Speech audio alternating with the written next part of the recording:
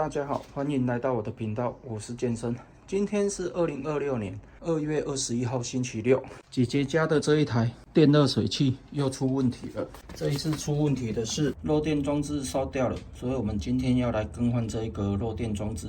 那最主要我們要先斷電，我先查一下它的開關在哪裡。找到總開關以後，先把它斷電。那確定一下，看有沒有電。OK， 那目前沒有電了。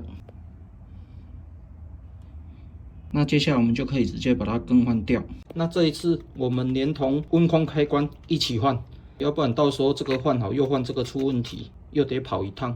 那已經把它拆下來了，燒成這樣子，這邊也是都燒焦了，這邊稍微處理一下，這邊的線可能要重用。這邊洗掛不上去，所以我只好用端子下去接，接好以後我們就可以接漏電了。我們這邊漏電裝上去了，測試一下。正常 ，OK。接下來我們換溫控，那更換溫控就是把這個拆下來，然後把這個拆下來，接下來換上新的，這樣就可以了。那線的部分拆之前一定要先拍照，那我們先把它換上去。那我這邊嘗試將燒籠的殼裝上去，給它調轉個方向，它就可以裝上去了。OK， 這樣子。那這邊我們觀察一下，等溫度上來以後，我們再來確定螺絲有沒有鬆掉就可以了。那這邊的漏電裝置跟溫控開關都已經更換完成了。目前看起來溫度是已經有在上升了。然後我們看一下加熱，有到 18.6 安培，那已經是全功率的在加熱了。我們這樣子接起來的線，確定都沒有問題了。那最後把蓋子裝回去，那這個工作就完成了。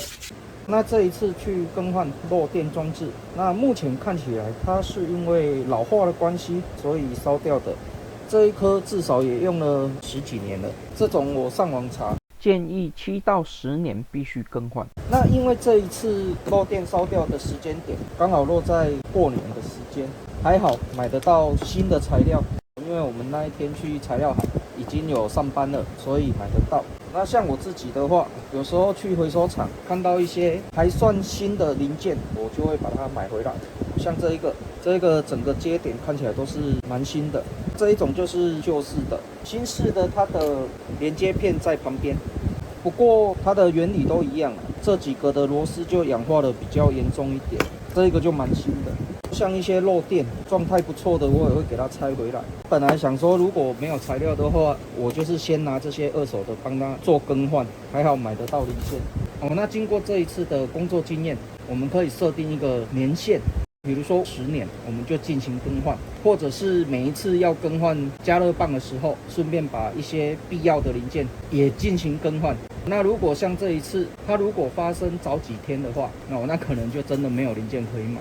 過年嘛，大家都在休息了，那我留這些二手的零件，就是預防萬一啦，留一個備用這樣子。那我這一篇漏電裝置以及溫控開關的更換分享影片就分享到這邊為止。那如果你喜歡我的影片的話，敬請訂閱和分享，謝謝。